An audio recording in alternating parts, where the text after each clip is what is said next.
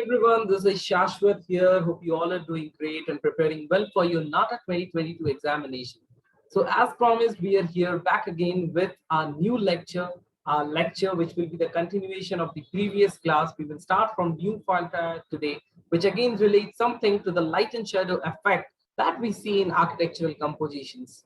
So without wasting any time, let's proceed further. And for all the students who are watching this video new, or you want to join a full planned preparation course, or you can tell a crash course program with Ignite India Education, then make sure you go to the description box, fill the Google form. If there's any queries, you will get a contact number below with my name. Make sure you contact us on that following number, and do not forget to fill the Google form in the description box. Connect with us. We will surely help you out with the best course program that we have for you, and let's make Nata 2022 a success. So without wasting any time, let's proceed further with the class. Okay. Just give me a minute. Let me share the screen and then we are good to go.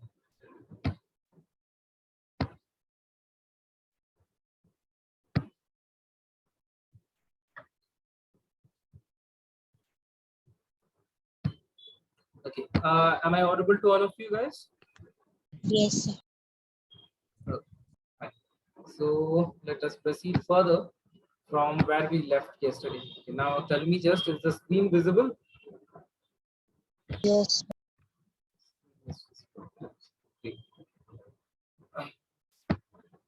So, last day we were discussing regarding how light is being, how light affects different architectural compositions.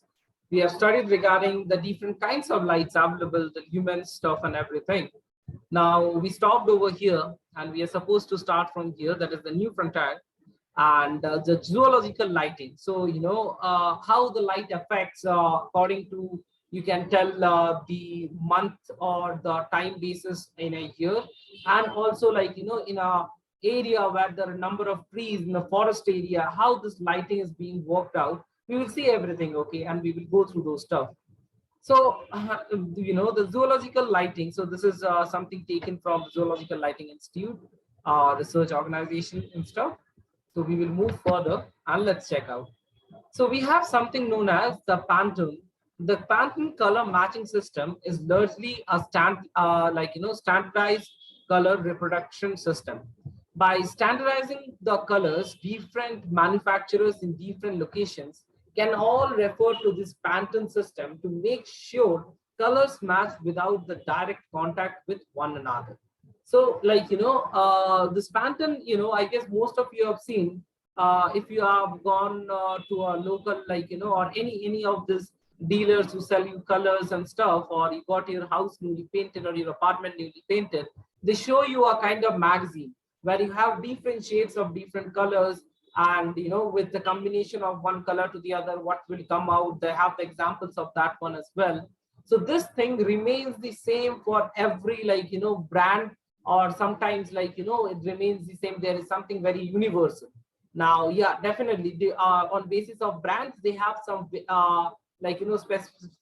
specifications, or you can tell some special colors which are mentioned in their color magazine.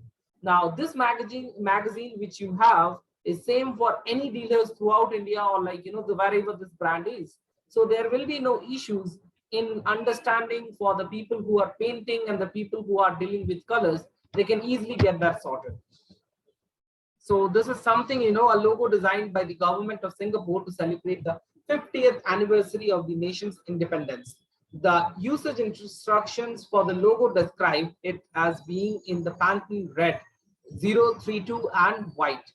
So this is a color code now. Now this red and stuff, there are different kinds of red and all that you have.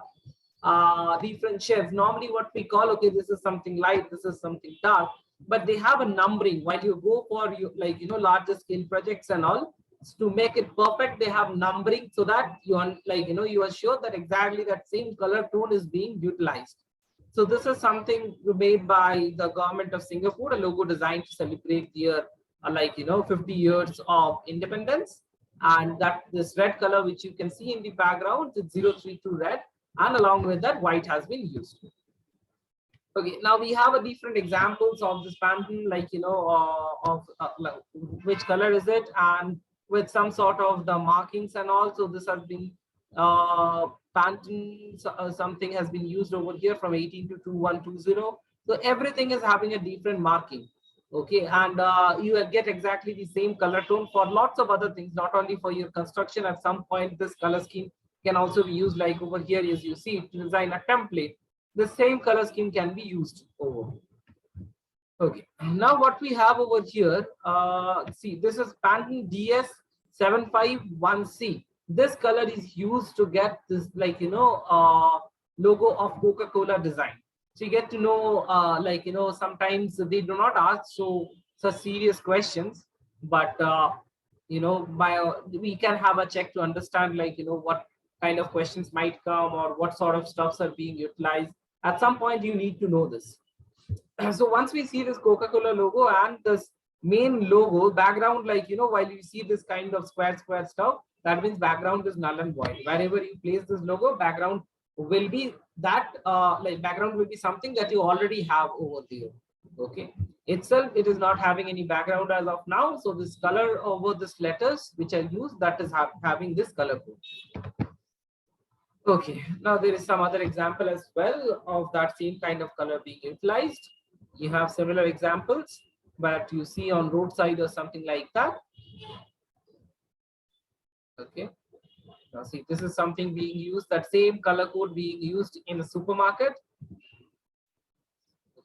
We will move further, no break for today because we just started. So we have now, next is the texture design. We need to know about this texture design. What is it all about? So actual texture, the application of textured objects to the surface of an artwork or the creation of art from the textured materials. The texture can be created by carving, inking, or scratching into a surface. You can definitely do it. You have a piece of wood. Now what you did is that with a kind of knife or something, you made the stripes, long stripes. Or unevenly you made some rock, you just made it uneven by chiseling with a chisel and a hammer. So you get a different texture in that way. So these are the very textures that can be made by carving, inking, or scratching into a surface. The creation of visible texture in an artwork from the application of found or manipulated textured materials, for example, the application of rose or shells to headdress to create the illusion of the hair texture. So we have this, how the creation of this visible texture is being created in an artwork. We have something in artwork known as layering. So sometimes you might have seen, some artworks being made on some sort of cloth where you can feel the different layers that has been done. Might be a girl is standing and you have some, that the girl is wearing some sari. So that is a top layer. Below that, once you touch the skin part, you can understand, there is a gap in between layer. So how they create is using different materials and placing one material on top of the other. Now you have some similar examples where you see this kind of textures and stuff. After that, what we have is known as the visual or stimulated texture. So visual texture so realistic that it fools the eyes into believing it is the reality. So it is something like, what you have seen. For example, you have a display screen in front of you and a texture is being shown to you over there.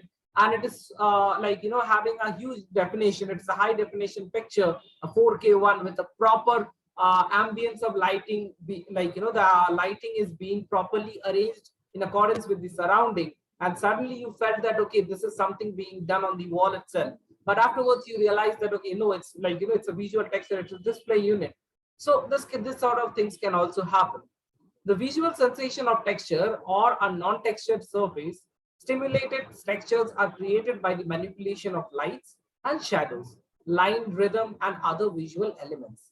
Stimulated texture can be achieved using a variety of media such as pencil, pen, paint, photography, and computer-generated imaging. These are the way you can generate it and you can get this stuff out.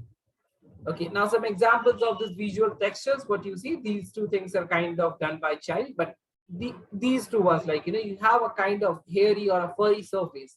Might be the surface is taken from someone's hair, like how the sketch has been done, a closer view have been scanned out. So you can understand, okay, that there is a depth being created. It's very much realistic. So that one is known as your visual texture. Okay, now something is also there known as, the invented textures. The invented textures are the creation of the artist or the designer. They are made up of expressive or decorative, sorry, where is it? Yeah. So they are made up of expressive or decorative purposes and are not the representation of abstraction from actual texture. So this is just something made out of the artist's mind. It is not like, that some abstraction that has been done of a real texture. Okay. So we need to understand all these things, and that is how these things, like, the usage of texture is being done. We move further and we get to see, like, the texture of ants being done. So this is a stimulated, they have written, and like, they have made a hand, but with a combination of different materials. So this is what I told you about layering. Now this is done on a sketchbook. Definitely this is not an example of layering, but if the same thing was being done as a 3D model in our campus or in a lawn where these materials were being used, then we could have called it as a, like, work of layering or something like that. Okay. Just leave the last slide, you can ignore that. Okay. Any doubts till here? Anyone having any doubts? Guys, please respond. No, Anyone sir. having any doubts, anything? Jay Surya, Atmika, Nitin, Rejia, Rutuja, Sana, Sir, Akshim, Tahir. Yeah? so what type of question they will ask? Just a minute, just a minute. Please tell me who you... Yeah, please repeat now. So can you show the what type of question they will ask? Okay, so as we have discussed, like, throughout this, the different kinds of lights and textures that is being utilized. I have shown you one example previously also. You are given images and you are asked to understand, like, or tell the perfect image that will, like, should suit that particular sensation or that particular place, or sometimes might be related to what kind of color composition that can be used. I remember one question being asked in the year of 2020. They have given, like, that which color symbolizes I guess something, okay, which color symbolizes romanticism? Any idea about that? Anyone with the answer? Which color symbolizes romanticism? Okay, fine. So it's usually red. Now, one more thing which can come to your mind, it's usually, or I must have, the answer will be red. But on the other hand, if the same romanticism is converted into, like, which color gives you a sense of calmness or a sense of relaxation or something like this, then it should go with, like, purple, because purple will give your mind a sense of calmness or something like that, or a sense of cozy, or a sense of atmosphere with intimacy. This kind of things are being asked with your color composition and some other stuff related to that. So you don't worry about that. Like, questions, we will definitely have mock tests. You already had a few, so just go through them. You will get similar kind of questions. So questions will be same as of those. Okay. Anything else? Rutuja, anything No, else? sir. No, sir. Okay, fine. So guys, just wait a minute. You guys don't leave the meeting. Okay. So for people watching it, like, on YouTube, the class ends here for you guys. Don't forget to go to the description box and fill the Google form out over there. Thanks a lot, everyone, for watching the video. That's all.